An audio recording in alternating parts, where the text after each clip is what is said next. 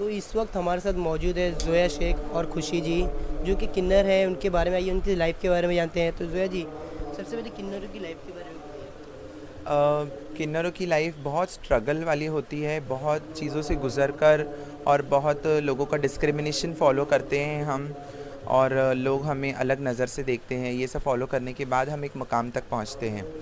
और किन्नर जो होते हैं ये बचपन से सबकी बुरी नज़र और फिर लोगों की गलत बातें, इन सब चीज़ों को झेलते हैं। उसके बाद जब थोड़े बड़े होते हैं तो उनको अपने खाने कमाने के लिए ज़रिया, अपने घर परिवार वालों को पालना करना, माँ को देखना, बहन को देखना, घर वालों को देखना, जैसे हमारी लाइफ में होता है मिस खुशी जी के और हमारी लाइफ में। मेरे तो पेरेंट्स कोई नहीं है, मैंने बचपन से अकेले ही स्ट्रगल किया है। और खुशी जी जिन्होंने मतलब बहुत गरीब फैमिली से होते हुए बचपन से खुशी ने बहुत स्ट्रगल करके अपनी माँ को देखकर, डैडी नहीं होते हुए भी अपनी बहन को संभालना और घर को देखना, ये सब वगैरह ऐसे जो कॉमन स्ट्रगल्स लोग करते हैं उससे कहीं कुछ ज़्यादा ही हम लोगों को स्ट्रगल करना पड़ता है। क्योंकि सबसे पहली बात, हम ट्रांसजेंडर हैं, हमको हर एक जगह पर डिस्क्रिमिनेशन फॉलो करना पड़ता है। और दूसरी बात ये है कि हमको अपने आप को हम पहचान नहीं पाते कई साल तक कि हम क्या चीज़ हैं, लोग हमें इस तरह से क्यों देखते हैं। हमें अपने आप से स्ट्रगल करना पड़ता है। अगर लोग ऐसा नहीं करेंगे तो शायद आगे की जो जनरेशन है उन लोगों को हमारे जितना स्ट्रगल भी नहीं करना पड़े। जी, खुशी जी, तो हम जानना चाहेंगे क्या क्या स्ट्रगल, क्या क्या सहना पड़ता है सब? सबसे मेन और फर्स्ट कॉमन वर्ड होता है कि ट्रांसजेंडर की लाइफ में, तो वो है रिजेक्शन। रिजेक्शन जो है स्टार्टिंग से लेके स्ट्रगलिंग तक, रिजेक्शन जो होता है, रिजेक्शन पे रिजेक्शन, रिजेक्शन पे रिजेक्शन ही रहता है। और इस चीज़ को मैं एक बात बोलती हूँ कि दूसरों की नज़र में अपनी इज्जत बनाने के लिए कई साल लग गए मुझे। दूसरों की नज़र में मेरे को अपनी इज्जत देखने के लिए मुझे कई साल लग गए यहाँ पहुँचने तक। और वही मैं ये बिल्कुल भी बर्दाश्त नहीं कर पाऊँगी कि कोई मेरी बेइज्जती पर मैं अपनी नज़र में गिर जाऊँ, क्योंकि बहुत स्ट्रगल किया है लाइफ में। जैसे कि देखा जाता है लोग किन्नरों को सोसाइटी में बहुत बुरा भला बोलते हैं, उन लोगों के बारे में क्या कहना है, उन लोगों को क्या मैसेज देना? क्यों बुरा भला बोलते हैं, मुझे तो यही समझ में नहीं आया आज तक। लेकिन ऐसा नहीं होता है। लोग दरअसल एक्सेप्ट नहीं करना चाहते हैं, एक्सेप्टेंस लोगों के अंदर है नहीं। लोग आज तक लोगों को जैसा नज़रिया सामने से नज़र आया है लोग उसी तरह से देखते हैं, औरत आदमी इन्हीं सब चीज़ों में देखते हैं। लेकिन मैं एक चीज़ आप लोगों को आज बताना चाहूँगी, रामायण से लेके हदीस से लेके वेदों से लेके हर एक चीज़ में किन्नरों का जिक्र है। ये आज की कोई नई प्रथा नहीं है, ये भगवान राम के ज़माने से है। और हर एक धर्म में देखा जाए तो किन्नर होते हैं। अब अपने एक्सेप्ट करने के ऊपर है, लोग बोलना चाहे तो कुछ भी बोलते हैं, लेकिन हम जानते हैं हमारा मन कैसा है, हमारा दिल कैसा है, हम लोगों के साथ कैसा व्यवहार करते हैं, हम कैसा रहते हैं। हमारे को, मुझे तो ऐसा लगता है कि हमारा जो जन्म हुआ है वो इसलिए हुआ है कि हम लोगों के सर पे हाथ रख के दुआ दें सबके लिए। हम मंगलमुखी लोग हैं, हम मंगलमुखी किन्नर हैं, हम सबके लिए दुआ करते हैं। हमारा जन्म ही इसलिए हुआ है कि हम लोगों के भले की कामना कर सके, सुख की कामना कर सके। हमारा, मुझे तो ऐसा फील होता है। फील नहीं, ये सही बात है, ये रियल फैक्ट है। कहीं ना कहीं इन सब परेशानियों के बीच में रहकर जीना कैसा, मतलब कैसा है, क्या है, फील होता है, मतलब कैसा? सबसे पहले तो बोला जाए तो हम अपनी जो भी तकलीफ़ें हैं वो हमेशा हम छुपा लेते हैं दिल के अंदर, क्योंकि हमको दूसरों के लिए दुआ करनी होती है, दूसरों को हमेशा देना होता है। उनके चेहरे पे स्माइल आने के लिए हम सब कुछ कर लेते हैं। हम उनको इंटरटेन करते हैं, नाचते हैं, गाते हैं, ताकि वो हमें बुलाए, हमें बधाई दे, हमें प्यार करें। और आजकल के यूथ और आने वाले वक्त के लिए लोग ऐसा ना करें, इसके लिए आप क्या मैसेज देना चाहोगे? जब से सुप्रीम कोर्ट ने जो लॉ पास किया है ट्रांसजेंडर के रिस्पांस में, तब से मुझे ऐसा लगा है कि सोसाइटी में थोड़ा चेंजेस आया है और लोगों ने ट्रांसजेंडरों की तरफ एक पॉजिटिवली देखना शुरू किया है। क्योंकि अभी जितने भी ट्रांसजेंडर हैं उनको कई ज़्यादा पॉजिटिव रिस्पांस मिला है। कोई जिनको गवर्नमेंट जॉब मिली है, कोई कोई कॉलेज में पढ़ रहे हैं, और कोई पुलिस बना है, कोई जज बना है। और आप टिकटॉक स्टार बनी हैं फॉर अ काइंड इन्फॉर्मेशन। बहुत से लोग जज बन गए, वकील बन गए, पुलिस बन गए, कोई ट्रैफिक में चला गया और बहुत से लोग कॉलेजेस में जा रहे हैं। एंड खुशी मैम टिकटॉक स्टार बन चुकी है।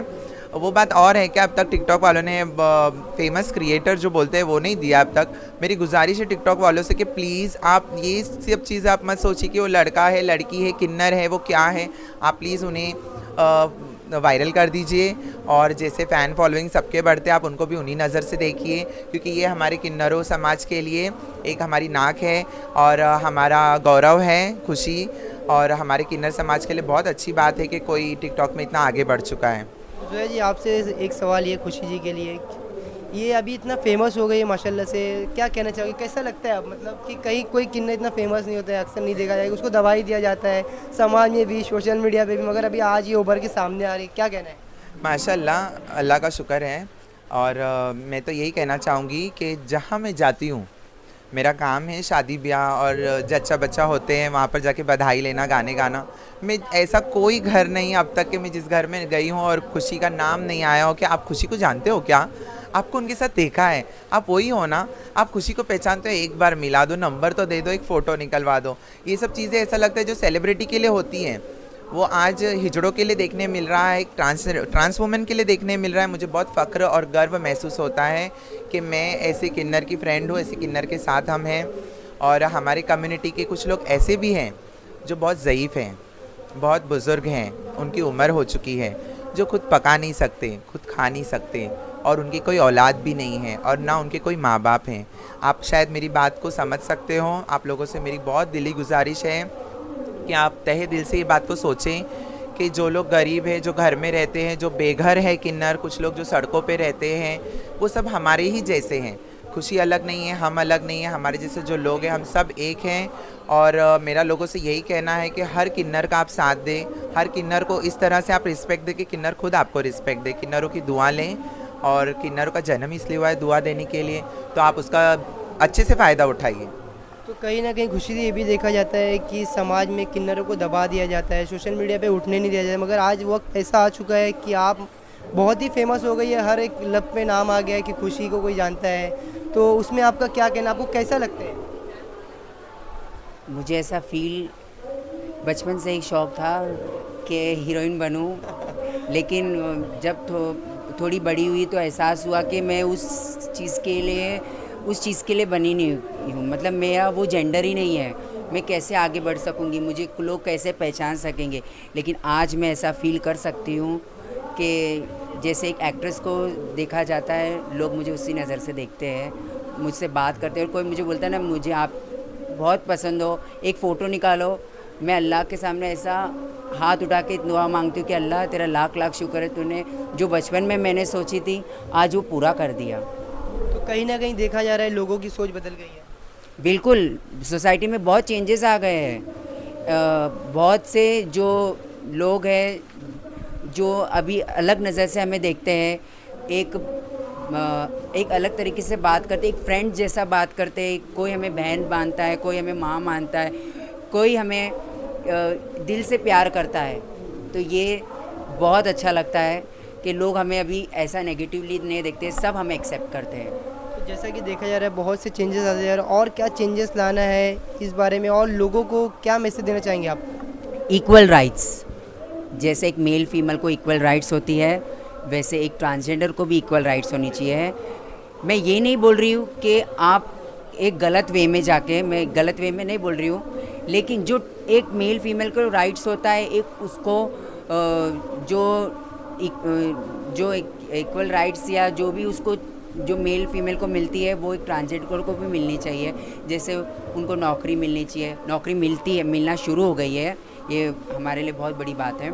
लेकिन we are very much thankful to our government and as well as the community and some associations जो हमारे साथ में हैं, कुछ ट्रस्टीज़ हैं जो हमारे जैसे किन्नरों का साथ देते हैं, किन्नरों के लिए सब कुछ करते हैं, किन्नरों को या गरीबों को या बीमार लोगों को, ऐसे लोगों को सब करते हैं। तो हमारा गवर्नमेंट के थ्रू भी हम शुक्र अदा करना चाहते हैं कि उन लोगों ने हमारा बहुत साथ दिया है और आगे भी हम सरकार से यही गुजारिश करना चाहते हैं कि आगे भी आप हमारा साथ दें, किन्नरों की मान्यता बनाए रखें और किन्नरों को आगे भी आप इज़्ज़त दें। ये मंगलमुखी किन्नर है, हम दुआएं देना चाहते हैं और हम आगे सबका ही भला चाहते हैं। हम चाहते हैं हम खुद हिंदुस्तान का नाम रोशन करें, आगे बढ़े, तरक्की करें।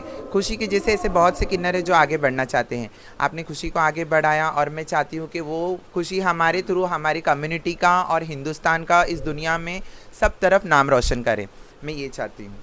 यही सेंटेंस था जो है ना जो बोली, जैसे लोगों ने मुझे आगे बढ़ाया वैसे हर एक ट्रांसजेंडर को आप आगे मौका दो, आगे बढ़े। वो भी लोग यही नेगेटिवली सोचते हैं, अरे वो क्या करती है, वो तो रास्ते में ये करती है, वो तो भीख मांगती है, ये तो ट्रांसजेंडर का ये काम जो होता है वो यही होता है कि लोगों के घर बधाई जाना, नाच गाना करना, इंटरटेन करना, तो वो और क्या कर सकेंगे। तो आपका और कुछ अचीवमेंट जिस मतलब आपको एकदम गर्व महसूस हुआ उसमें क्या कहना? मेरा तो नहीं, मैं खुशी मैम का बताना चाहूँगी। नहीं मतलब कहीं ना कहीं आपका भी सुना गया है कि अच्छा, सच के मेरा? सामने में हाँ, मैं सच का सामना में आई थी 2012 में। राजीव खंडेवाल के ऑपोजिट थी मैं। 10 लाख रुपए मैं जीती थी और बहुत सारे सवालों के जवाब दिए थे। बस सच का सामना मेरा एडमायरेबल और बहुत यादगार अचीवमेंट है। तो खुशी जी आपका क्या है सच के मतलब आपका क्या अचीवमेंट है और कौन सा बहुत एकदम यादगार पल एकदम? जब मुझे फर्स्ट प्राइज़ मिला था, जब मैंने डांस कंपटीशन था, मतलब 60 लोगों के बीच में कंपटीशन था और 60 लोगों के बीच में मुझे फर्स्ट विनर उन लोगों ने जो जुडिशरी थी, उन्होंने ज्यूरी मेंबर्स लोग ने मुझे फर्स्ट प्राइज़ ऑफर मतलब दिया था। जबकि उस टाइम पे मैंने एक लेडी मतलब बचपन में ही कुछ 10 साल की उम्र में एक फीमेल सॉन्ग पे डांस करी थी।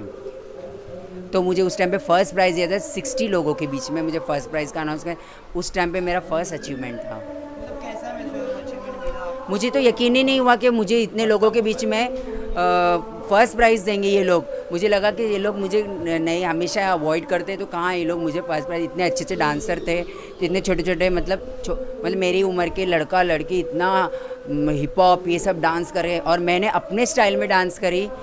और जैसा उर्मिला मातोंडकर में वो गाना था आइए आ जाइए, जैसा उसने परफॉर्म किया था सेम वैसा परफॉर्मेंस मैंने दी। तो वो लोगों ने पता नहीं इतना फर्स्ट प्राइज़ मुझे दे दिया और मैं एकदम शॉक्ड हो गई। मैं घर के रास्ते में आई, उन्होंने मुझे अरे तेरा नाम ले रहे वहाँ पर, तुझे फर्स्ट प्राइज़ मिला। मैं चल पागल हो गए तुम लोग। बोले तुम जाके देखो वहाँ पे, तो नाम ले रहे लोग कब से ढूंढ रहे। मैं ऐसा भाग कर गई और मैं स्टेज पे भागी, वो स्टेयरकेस भी नहीं चढ़ी, मैं सीधा स्टेज के ऊपर चढ़ गई। बोले मुझे ढूंढ रहे थे आप लोग, मैं आ गई। तो आप लोग को सबसे ज़्यादा सपोर्ट कौन करता है? हमें सपोर्ट तो हमारी गुरु का होता है, हमारे सब गुरु का और हमारे जो हमसे बड़े होते हमारे हैं, से जो बड़े होते हैं, उनका support जो हमारे माँ बाप होते हैं। सबसे पहली बात, हमारे गुरु ही हमारे माँ बाप होते हैं। हमारे माँ बाप नहीं होते हैं कोई भी, जो बिना फैमिली के होते हैं उन लोगों को, और जो गरीब होते हैं, जिनके हाथ नहीं होता, पैर नहीं होता, कोई कैंसर पेशेंट है, कोई किसी और चीज़ बीमारी में है, कोई टीबी पेशेंट है, तो इन सब लोगों को एकजुट करके एक संस्था बहुत साल पहले शुरू करी गई थी, किन्नर माँ नाम से। तो किन्नर माँ के ट्रस्टीज़ और बहुत सारे ऐसे हमारे जैसे ट्रांसजेंडर्स लोग हैं जो ऐसे ट्रांसजेंडर्स की हेल्प करते हैं जो हाथों से माजूर है, हैंडीकैप है या फिर किसी बीमारी से जूझ रहे हैं। तो उनको दवाई, उनका पढ़ाई, उनका खर्चा, उनका राशन, ये सब चीज़ें अलॉट करते हैं। और हम लोगों को किन्नर माँ का बहुत बड़ा सपोर्ट है, बहुत अच्छा सपोर्ट है, जो हम लोगों को इतना अच्छा ग्राउंड लेवल मिला, प्लेटफॉर्म मिला है हर एक चीज़ करने के लिए, आगे बढ़ने के लिए और करने के लिए। ये सोशल वर्क करने के लिए। और किन्नर माँ अभी काम कर रही है आश्रम के लिए, जो किन्नरों के लिए आश्रम चाहिए, जो किन्नर रास्ते पे रहते, जिनके माँ बाप नहीं होते, जिनकी औलाद नहीं है, उनको कोई कमा के देने वाला नहीं है, तो उन लोगों के लिए भी कौन सोचेगा। तो हम सरकार से अभी गुजारिश चल रही है, हमसे जो बड़े लोग हैं वो लोग गुजारिश कर रहे हैं कि हमको आश्रम मिल जाए। मैं खुशी मैम के माध्यम से आप लोगों को यही कहना चाहूँगी कि आप इतने फॉलोवर्स हैं, फैंस हैं, आप लोग प्लीज़ ऐसे कुछ करिए, आप लोग ऐसा कुछ वो करिए कि हमारे को आश्रम मिल जाए, हमारे जो बुढ़े ज़ईफ़ हिजड़े हैं उन लोगों को आश्रम मिल जाए, एक घर मिल जाए, छत मिल जाए, रहने का सहारा हो जाए, जिसमें दवा खाना भी हो, खाना पीना भी हो, रहना भी हो। अगर कोई मर जाए तो उसकी मौत मट्टी भी हो जाए। Thank you so much. मैं बहुत छोटी सी थी जब यहाँ आई थी, मतलब मुझे ऐसा लगा कि मैं इन सब से अलग हूँ। तब बहुत रिजेक्शंस मिले, बहुत लोगों ने यहाँ किया, ये सब किया, लेकिन मैं एक चीज़ आपसे बोलना चाहती हूँ। मैंने बोला किसी इंटरव्यू में, मेरा ये जो सारा क्रेडिट है, ये जो मेरी सारी सफलता का राज है, जो मेरा सारा पूरा जो भी मेरा ऊपर जो सब कुछ मेरा फ़ैन फॉलोइंग सब कुछ, ये मेरी गुरु का वजह से है। ये मेरी गुरु के वजह से है। उनको मैं तहे दिल से सैल्यूट करना चाहती हूँ और मैं उनसे बहुत कुछ सीखी उनसे, और ये वो मेरी आइडल है और मैं उनसे बहुत प्यार करती हूँ और मैं हमेशा उनके ही रास्तों पे चलती हूँ। ठीक है बात। हाँ, तो अभी हम जानना चाहेंगे आपके एजुकेशन के बारे में। बहुत एजुकेटेड लग रहे हो, क्या कहना है? माशाल्लाह, और thanks to God, touchwood. Education तो ऐसा है, मैं तो बचपन से देखो रोड पे रही, हमारे घर वालों ने छोड़ दिया। हम लोगों को बचपन से किन्नर माँ ने पढ़ाया है। किन्नर माँ चालू होके कुछ साल हुए होंगे, लेकिन बचपन से मैं जहाँ से देख रही हूँ 20-25 साल पहले से मेरा ग्रेजुएशन, मेरा 12th और खुशी जी का 12th ग्रेजुएशन, ये सब किन्नर माँ ने करवाया। हमारे जैसे बहुत सी जड़े जो पढ़ रहे हैं अभी भी और जो एजुकेशन को बहुत मायने देते हैं हम लोग। Education is the first priority in at least in India. तो हम लोग एजुकेशन के ऊपर ज़्यादा ध्यान देते हैं। हमको पढ़ाने लिखाने वाली भी हमारी गुरु है, किन्नर माँ है। किन्नर माँ के एसोसिएशन